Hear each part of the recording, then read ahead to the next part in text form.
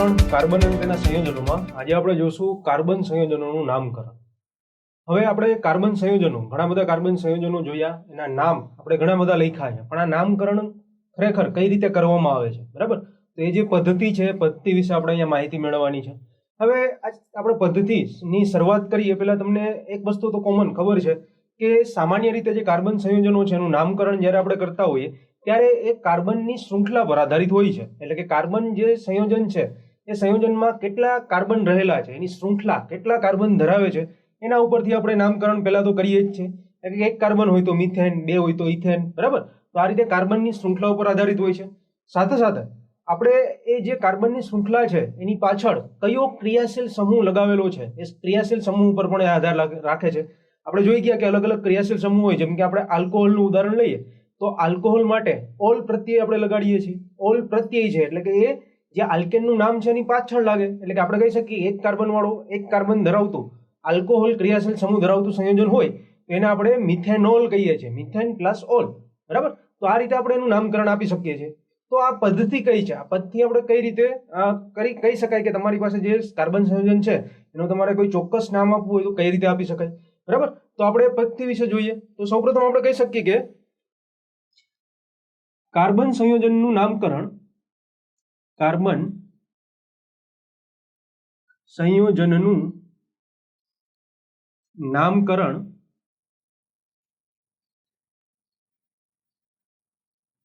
નીચે આપેલી પદ્ધતિ દ્વારા આપી શકાય છે, બરાબર? તો હવે પદ્ધતિ જોઈએ કે એમાં આપણે કેટલાક સ્ટેપ ફોલો કરવાના છે. તો સૌપ્રથમ પહેલું પગલું આપણે એવું લેશું કે સૌપ્રથમ જે સંયોજન છે એ સંયોજનમાં રહેલી કાર્બન શૃંખલા, એટલે કે એમાં કેટલા કાર્બનના પરમાણુઓ છે એ પરમાણુઓ તમે ગણીને, એ પરમાણુઓ જોઈને એ જે સંયોજન છે સંયોજનને પહેલા તો આપણે કાર્બન પરમાણુઓને ધ્યાનમાં રાખીને એક સામાન્ય આલ્કેન નામ આપવાનું છે.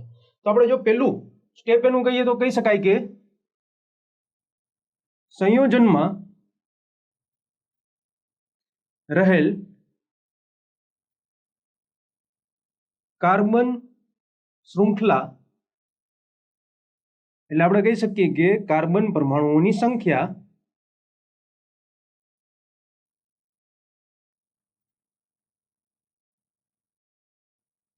શૃંખલાને ધ્યાનમાં રાખી તે સંયોજનને સામાન્ય આલ્કેન નામથી દર્શાવવામાં આવે છે, બરાબર? સામાન્ય આલ્કેન નામથી આપણે દર્શાવી છે. આ એક પહેલું સ્ટેપ છે કે તમારી પાસે કોઈ પણ કાર્બનિક સંયોજન હોય તે શૃંખલા આપણે જોવાની, એમાં કાર્બનના પરમાણુઓ કેટલા છે એના આધારે એનું એક સામાન્ય આલ્કેન નામ તમારે આપવાનું છે. સામાન્ય આલ્કેન નામ આપણે ભણી ગયા તો પણ એક વખત જોઈ લઈએ કે આપણે કહી શકીએ કે જો તમારી પાસે કાર્બન શૃંખલામાં રહેલા કાર્બન પરમાણુની સંખ્યા અને સંખ્યાને આધારે આપણે કહી શકીએ કે સામાન્ય આલ્કેન નામ, બરાબર? તો આપણે ખબર છે કે જો કાર્બનની સંખ્યા 1 હોય, કોઈ પણ સંયોજનમાં કાર્બનની સંખ્યા 1 હોય તો તેને આપણે મિથેન તરીકે ઓળખીએ છીએ. જો કાર્બનની સંખ્યા 2 હોય તો આપણે એને ઇથેન તરીકે ઓળખીએ છીએ. 3 કાર્બન ધરાવતા સંયોજનને આપણે પ્રોપેન કહીએ છીએ. 4 હોય તો બ્યુટેન. 5 કાર્બન ધરાવતું હોય તો એને કહેવાય પેન્ટેન. એ જ રીતે 6 કાર્બન હોય તો 6 કાર્બન ધરાવતા સંયોજનને આપણે કહીએ છીએ હેક્ઝેન. 7 કાર્બન માટે હેપ્ટેન. એ જ રીતે 8 માટે આપણે કહી શકાય ઓક્ટેન. અને 9 કાર્બન હોય તો નોનેન. અને છેલ્લે 10 કાર્બન હોય તો તેને ડેકેન તરીકે ઓળખવામાં આવે છે, બરાબર?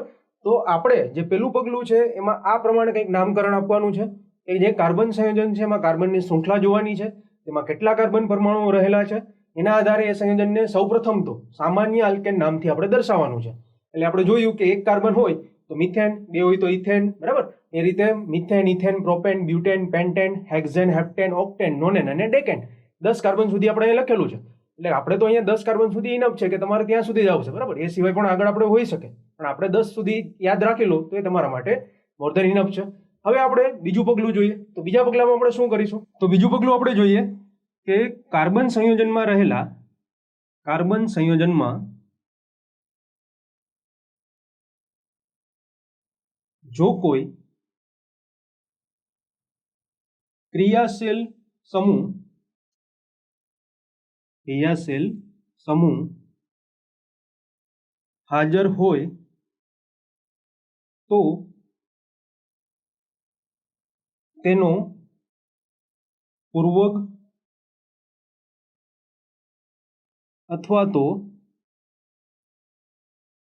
પ્રત્યય લગાડવું, બરાબર. તો આ બીજું પગલું છે. પહેલું પગલું આપણે જોયું કે કાર્બનની સંખ્યાને આધારે એક સામાન્ય આલ્કેન નામ આપી દેવાનું. હવે બીજું પગલું એવું છે કે એ જે કાર્બન સંયોજન આપેલું છે એમાં હવે કયો ક્રિયાશીલ સમૂહ એની સાથે જોડાયેલો છે એને આપણે ધ્યાનમાં રાખીને આપણે આગળ જોઈ ગયા કે જે ક્રિયાશીલ સમૂહ એનો કંઈક પ્રત્યય ને એનો કંઈક પૂર્વક હોય, તો એ પ્રત્યય હોય તો આપણે નામની પાછળ અને પૂર્વક હોય તો નામની આગળ આપણે લગાડીએ છીએ, બરાબર. આપણે હેલોજન ક્રિયાશીલ સમૂહ જો વાત કરીએ તો હેલોજન ક્રિયાશીલ સમૂહ આ કાર્બન સંયોજન સાથે જોડાયેલો હોય તો સપોઝ કે આપણે ક્લોરીનની વાત કરીએ, ક્લોરીન જોડાયેલો હોય તો એને આપણે કહીએ છીએ ક્લોરોમિથેન. એક કાર્બન હોય તો, બે કાર્બન અને ક્લોરીન જોડાયેલો હોય તો ક્લોરોઇથેન, બરાબર. તો એ પૂર્વક છે એટલે કે નામની આગળ લાગશે.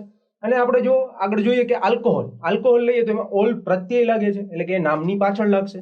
એટલે કે એક કાર્બન ધરાવતો આલ્કોહોલ ક્રિયાશીલ સમૂહ ધરાવતું સંયોજન હોય તો એને મિથેન પ્લસ ઓલ એટલે કે મિથેનોલ તરીકે ઓળખવામાં આવે છે. એ જ રીતે બે કાર્બન ને આલ્કોહોલ હોય તો ઇથેનોલ, બરાબર.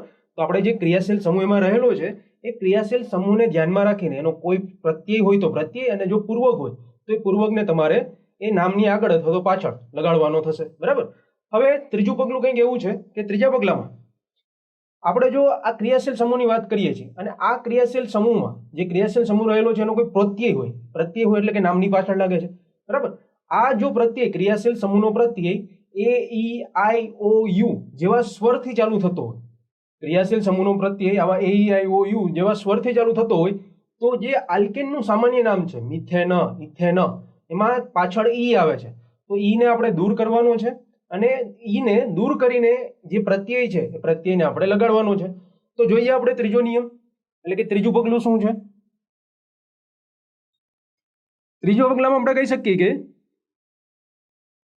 જો સંયોજનમાં રહેલ ક્રિયાશીલ સમૂહ નો પ્રત્યય લાગતો હોય અને જો આ પ્રત્યય એ ઈ આઈ ઓ યુ જેવા સ્વરથી શરૂ થતો હોય તો સંયોજનના સામાન્ય આલ્કેન નામની પાછળ રહેલા ઈને દૂર કરી આપેલ પ્રત્યય લગાડવો, બરાબર. કે પ્રત્યય હોય ક્રિયાશીલ સમૂહનો અને એ નામની પાછળ લગાડવાનો હોય તો ખાસ જોવાનું કે આ જે પ્રત્યય છે એ ઈ આઈ ઓ યુ જેવા સ્વરથી ચાલુ થાય છે કે નહીં. જો થતો હોય તો આપણા જે સામાન્ય આલ્કેન નામ છે સંયોજનો કે જે કાર્બનની સંખ્યા ઉપર આધારિત હોય છે તો આ જે સામાન્ય આલ્કેન નામમાં જે પાછળ ઈ રહેલો હોય છે એ ઈને આપણે દૂર કરવાનો અને એને દૂર કરીને પછી આ ક્રિયાશીલ સમૂહનો પ્રત્યય આપણે ત્યાં લગાડવાનો થશે. તો આનું ઉદાહરણ જોઈએ તો આપણે કહી શકીએ કે જેમ કે આપણે કીટોન ક્રિયાશીલ સમૂહ ધરાવતા 3 કાર્બનની શૃંખલાનું એક સંયોજન લઈએ છીએ, બરાબર. તો આપણે કહીએ કે કીટોન સમૂહ ધરાવતા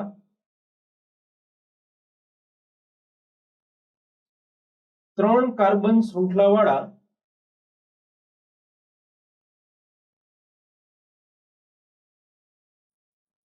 સંયોજનનું નામકરણ.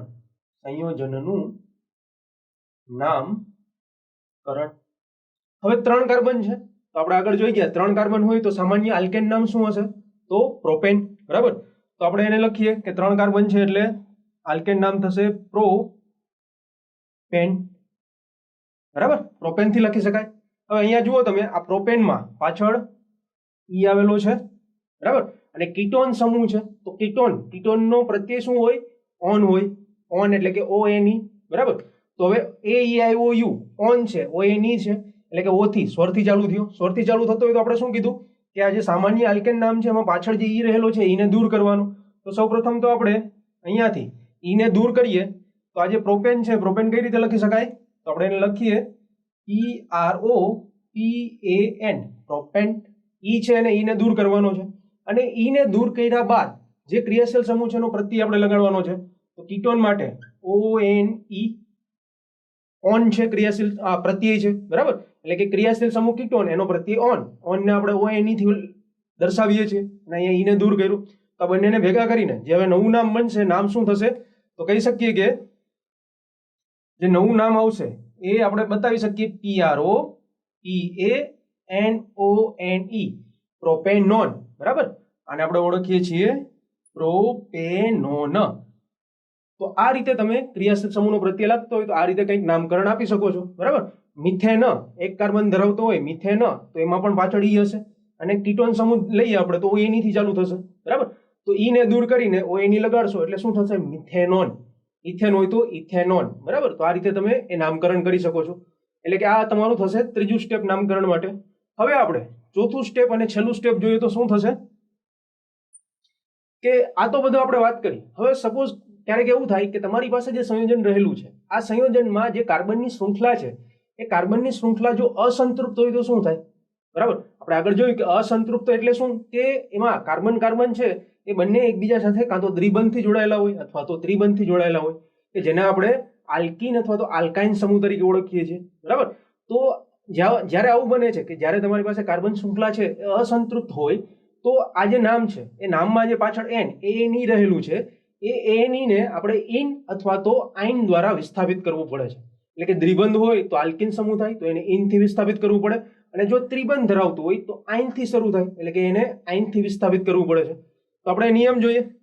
શું છે નિયમ? તો કહી શકાય કે સંયોજનમાં રહેલ કાર્બન શૃંખલા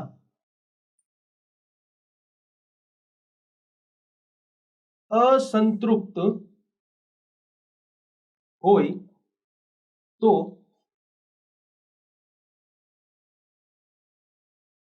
સંયોજનના આલ્કેન નામમાં રહેલ એન એટલે કે જેને આપણે દર્શાવી છીએ ANE દ્વારા, એન ને ઇન એટલે કે ENE અથવા તો આઇન એટલે કે YNE દ્વારા વિસ્થાપિત કરવામાં આવે છે. અને ક્યારે ઇન ને ક્યારે આઇન? તો એના માટે કહી શકાય કે જો દ્વિબંધ હોય તો ઇન એટલે કે ENE દ્વારા વિસ્થાપિત થાય છે, અને જો ત્રિબંધ હોય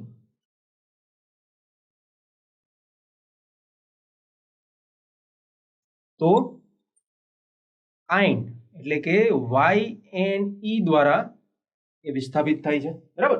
અહીંયા પણ 3 કાર્બન ધરાવતું સંયોજન લઈએ અને 3 કાર્બન ધરાવતા સંયોજનમાં જો દ્વિબંધ હોય કાર્બન કાર્બન પરમાણુ વચ્ચે તો એને આપણે પ્રોપેનની જગ્યાએ પ્રોપીન તરીકે ઓળખીએ છીએ. એની ની જગ્યાએ શું લગાડવાનું? ઈએનઈ, એટલે કે પ્રોપીન થઈ જશે. એ જ રીતે 3 કાર્બન ધરાવતું સંયોજન લઈએ અને એમાં જો ત્રિબંધ હોય તો એને પ્રોપાઇન તરીકે ઓળખીએ છીએ. અહીંયા પણ એની દૂર થશે અને એની જગ્યાએ શું લાગશે? વાયએનઈ, એટલે કે પ્રોપાઇન. બરાબર. તો આ જે આપણે 4 પગલા જોયા છે, બરાબર, આ 4 સ્ટેપને ફોલો કરીને તમે કોઈ પણ કાર્બન સંયોજનોનું નામકરણ આપી શકો છો. તો હવે આના પછી આપણે કેટલાક ઉદાહરણો જોઈએ કે ઉદાહરણમાં આપણે આવા કેટલાક સંયોજનોના સમૂહ એટલે કે ક્રિયાશીલ સમૂહ સાથે એનું પ્રત્યય કે પૂર્વક અને એને ધ્યાનમાં રાખીને એના ઉદાહરણો, તો એ આપણે હવે આગળ જોઈએ. તો જે કાર્બન સંયોજનોના નામકરણ જોયા હતા એના કેટલાક ઉદાહરણો ક્રિયાશીલ સમૂહ સંયોજનના વર્ગ સાથે આપણે જોઈએ. બરાબર. તો જુઓ, અહીંયા એક આપણે કોષ્ટક લીધેલું છે. એમાં સૌપ્રથમ સંયોજનનો વર્ગ આપેલો છે, પછી એ સંયોજનના વર્ગની સાથે કયો પૂર્વક અથવા પ્રત્યય લાગે છે એ આપેલું છે અને એનું એક ઉદાહરણ આપણે લીધેલું છે. બરાબર. હવે સૌપ્રથમ આપણે પહેલો વર્ગ જોઈએ તો એ છે હેલો આલ્કેન, એટલે કે હેલોજન ક્રિયાશીલ સમૂહ છે. અને હેલોજન ક્રિયાશીલ સમૂહ હોય તો એનો જે પ્રત્યય છે તો આપણે એમાં પ્રત્યયમાં લેતા હતા કે હેલોજન એટલે કે ક્લોરીન, બ્રોમિન, આયોડીન. બરાબર. તો હેલોજન સમૂહ, હેલો ક્રિયાશીલ સમૂહ હોય તો ક્લોરો, બ્રોમો, આયોડો એ તમે પ્રત્યય લગાવતા હતા, પૂર્વક લગાવતા હતા. પૂર્વક એટલે કે આગળ લાગે. બરાબર. તો આ જે હેલો આલ્કેન સમૂહ છે એનો પૂર્વક હશે તો પૂર્વકમાં આપણે ક્લોરો, બ્રોમો વગેરે જેવા પૂર્વકો લઈ શકીએ છીએ. એનું ઉદાહરણ લઈએ તો સૌપ્રથમ ઉદાહરણ આપેલું છે 3 કાર્બનની શૃંખલા છે અને એક ક્લોરીન એની સાથે જોડેલું છે અને બાકી કાર્બનની જે બાકીની સંયોજકતા છે એ આપણે હાઇડ્રોજન વડે એને સંતોષીએ છીએ. એટલે કે આ જે અહીંયા જે બંધારણીય સૂત્ર આપેલું છે કહી શકાય કે સી, આ જે કાર્બન છે એની સાથે CH3, CH2, CH2, Cl એ રીતે લખી શકાય. અને એને આપણે કહીએ છીએ ક્લોરોપ્રોપેન. 3 કાર્બન છે એટલે પ્રોપેન અને પૂર્વક છે, ક્લોરીન જોડેલું છે એટલે પૂર્વક લાગશે ક્લોરો. તો આપણે આગળ ક્લોરો લગાડશું અને પ્રોપેન એટલે કે ક્લોરોપ્રોપેન નામ થશે. બરાબર. એ જ રીતે નીચે હેલો આલ્કેન વર્ગ માટે જ ઉદાહરણ આપેલું છે કે જેમાં 3 કાર્બન અને ક્લોરીનની જગ્યાએ હવે આપણે બ્રોમિનને જોડીએ છીએ. બ્રોમિનને જ્યારે જોડીએ છીએ ત્યારે બ્રોમો પૂર્વક લાગે છે અને 3 કાર્બન છે એટલે પ્રોપેન અને પૂર્વક એટલે કે પ્રોપેનની આગળ આપણે શું લગાડશું? બ્રોમો, એટલે કે એનું નામ થશે બ્રોમોપ્રોપેન. બરાબર. તો આ થયું હેલો આલ્કેન સંયોજન માટે. હવે આગળ જઈએ તો બીજો ક્રિયાશીલ સમૂહ, બીજો સંયોજનનો વર્ગ લઈએ જે છે આલ્કોહોલ. આલ્કોહોલ માટે આપણે બધાને ખ્યાલ છે કે આલ્કોહોલ એટલે કે OH, એનું આપણે સૂત્ર જોઈએ ક્રિયાશીલ સમૂહનું તો OH થશે. અને એમાં પ્રત્યય શું લાગશે? તો પ્રત્યય આપણે કહી શકીએ આલ્કોહોલમાં ઓલ પ્રત્યય લાગે છે. બરાબર. અહીંયા પણ ઉદાહરણ આપણે લીધેલું છે કે જેમાં 3 કાર્બન ધરાવતી શૃંખલા આપેલી છે અને એની સાથે OH આલ્કોહોલ સમૂહ જોડેલો છે. તો અહીંયા 3 કાર્બન છે એટલે કે પ્રોપેન અને ઓલ, આલ્કોહોલ છે એટલે કે ઓલ, તો પ્રોપેનમાંથી ઈ કાઢીને ઓલને ત્યાં આપણે લગાડવાનું એટલે શું થશે? પ્રોપેનોલ. તેનું નામ બનશે પ્રોપેનોલ. બરાબર. આપણે શરૂઆતમાં ત્રીજો જે સ્ટેપ આપણે જોયું ત્યારે કીધું હતું કે જે પ્રત્યય લાગતો હોય અને પ્રત્યય AEIOU જેવા સ્વરથી ચાલુ થતો હોય તો નામના આલ્કેન નામમાં જે છેલ્લે ઈ રહેલો છે ઈને દૂર કરીને પ્રત્યયને ત્યાં જોડવો પડે. અહીંયા ઓલ છે તો પ્રોપેનમાં રહેલા ઈને દૂર કરશું અને ઓલ પ્રત્યય છે એને પાછળ લગાડીશું એટલે થશે પ્રોપેનોલ. બરાબર. એ રીતે 4 કાર્બન હોય તો બ્યુટેનોલ, એ રીતે તમે નામકરણ કરી શકો છો. ત્યારબાદ આલ્ડીહાઇડ સંયોજનનો વર્ગ લઈએ તો આલ્ડીહાઇડ સંયોજનના વર્ગ માટે આલ્ડીહાઇડ એટલે આપણે કહીએ છીએ CHO, એ ક્રિયાશીલ સમૂહનું સૂત્ર થશે CHO, એટલે કે C ડબલ બોન્ડ O અને H. એનો જે પ્રત્યય છે એ પ્રત્યય થશે આલ. અહીંયા ઉદાહરણ લીધેલું છે તો 3 કાર્બનની શૃંખલા છે એટલે કે એક CHO જે અહીંયા આપેલું છે C ડબલ બોન્ડ O અને H, એ CHO છે તો એ તો એક આપણે કહી શકાય કે આલ્ડીહાઇડનું ક્રિયાશીલ સમૂહનું સૂત્ર જ છે. તો એક કાર્બન તો એમાં જ રહેલો છે, એ સિવાય 2 કાર્બનને આપણે જોડીએ તો અહીંયા 3 કાર્બન ધરાવતું સંયોજન થઈ જશે અને આલ્ડીહાઇડ સમૂહ જોડેલો છે તો એનો પ્રત્યય લાગશે આલ. 3 કાર્બન એટલે પ્રોપેન પ્લસ આલ, પ્રોપેનમાંથી ઈને દૂર કરીને આલ જે પ્રત્યય છે એને પાછળ લગાડશું એટલે એનું નામ થશે પ્રોપેનાલ. બરાબર. પછી આપણે આગળ જઈએ તો કીટોન. કીટોન સમૂહ માટે આપણે ખબર છે કે C ડબલ બોન્ડ O એ કીટોનનું ક્રિયાશીલ સમૂહનું સૂત્ર છે. એમાં પ્રત્યય લાગશે ઓન, એટલે કે નામની પાછળ ઓન પ્રત્યય લગાડવાનું. અહીંયા પણ C ડબલ બોન્ડ O એટલે એક કાર્બન રહેલું છે, સિવાયના 2 કાર્બનને આપણે જોડીએ છીએ એટલે કે 3 કાર્બનની શૃંખલાવાળું સંયોજન આપણે લીધેલું છે અને 3 કાર્બન એટલે કે પ્રોપેન અને ઓન પ્રત્યય, તો પ્રોપેનમાંથી ઈને દૂર કરીને ઓન ONE આપણે પાછળ લગાડશું તો એ સંયોજનનું નામ થશે પ્રોપેનોન. છેલ્લે આપણે જોઈએ કાર્બોક્સિલિક એસિડ માટે તો કાર્બોક્સિલિક એસિડ એટલે કે C double OH, C double bond O અને OH, એ રીતે એનું સૂત્ર આપણે લખતા હતા. એનો જે પ્રત્યય છે એ પ્રત્યય થશે ઓઇક એસિડ, એટલે કે નામની પાછળ ઓઇક એસિડ આપણે લગાડશું. અહીંયા પણ આ જે C ડબલ બોન્ડ O અને OH છે એ કાર્બોક્સિલિક એસિડ ક્રિયાશીલ સમૂહનું સૂત્ર છે અને બાકીના 2 કાર્બન વાળું સંયોજન આપણે ત્યાં જોડી દઈશું અને જે બાકીની સંયોજકતા છે એને આપણે હાઇડ્રોજન વડે સંતોષવાની છે. એટલે કે અહીંયા 3 કાર્બન છે એટલે થશે પ્રોપેન અને કાર્બોક્સિલિક એસિડ એટલે કે C double bond OH, COOH એક ક્રિયાશીલ સમૂહ આપણે પાછળ જોડેલો છે એટલે કે કાર્બોક્સિલિક એસિડ. તો આપણે એનો પ્રત્યય જે છે ઓઇક એસિડ એ લગાડશું. તો પ્રોપેન પ્લસ ઓઇક એસિડ એટલે એનું નામ બનશે પ્રોપેનોઇક એસિડ. એ રીતે 4 કાર્બન હોય તો બ્યુટેનોઇક એસિડ. બરાબર. તો આ રીતે આપણે નામકરણ છે નામકરણ કરી શકીએ છીએ. અહીંયા સાથે સાથે હજી તમે આગળ પણ લઈ શકો છો કે જો દ્વિબંધ ધરાવતા હોય એટલે કે 2 કાર્બન પરમાણુ વચ્ચે દ્વિબંધ રહેલો હોય તો એને આલ્કિન સમૂહ કહીએ છીએ. અને આલ્કિન સમૂહમાં આપણે જે છેલ્લો નિયમ જોયો એમાં આપણે જોયું હતું કે એએનઈ મિથેન ઇથેનમાં જે છેલ્લે એએનઈ છે એએનઈ ને દૂર કરીને આપણે શું લગાડવાનું ઈએનઈ આલ્કિન. બરાબર. અને જો ત્રિબંધ હોય એટલે કે 2 કાર્બન વચ્ચે 3 બંધ બનેલા હોય તો એમાં જે પાછળ એએનઈ પ્રત્યય છે મિથેન ઇથેનમાં જે એએનઈ હોય એને દૂર કરીને આપણે આયન પ્રત્યય લગાડવાનો. આયન એટલે કે YNE એટલે કે મિથેન હોય 1 કાર્બન તો એ મિથાઇન થશે, ઇથેન હોય તો ઇથાઇન થશે. બરાબર. એટલે કે ત્રિબંધ હોય તો આયન અને દ્વિબંધ હોય તો ઇન પ્રત્યય ત્યાં તમે લગાડી શકો છો. તો અહીંયા આપણે જે જોયું એ કાર્બન જે સંયોજન છે કાર્બનિક સંયોજનો છે એનું નામકરણ કઈ પદ્ધતિથી કયા પગલાને આપણે અનુસરીને કરી શકીએ છીએ. તો એ 4 પગલા જોયા અને સાથે સાથે એના કેટલાક ઉદાહરણો જોયા કે ક્રિયાશીલ સમૂહ કયો હોય તેનો પૂર્વક અથવા પ્રત્યય શું લાગે છે અને સાથે સાથે એનું ઉદાહરણ શું છે. તો અહીંયા આપણે આ કાર્બન સંયોજનના નામકરણ વિશે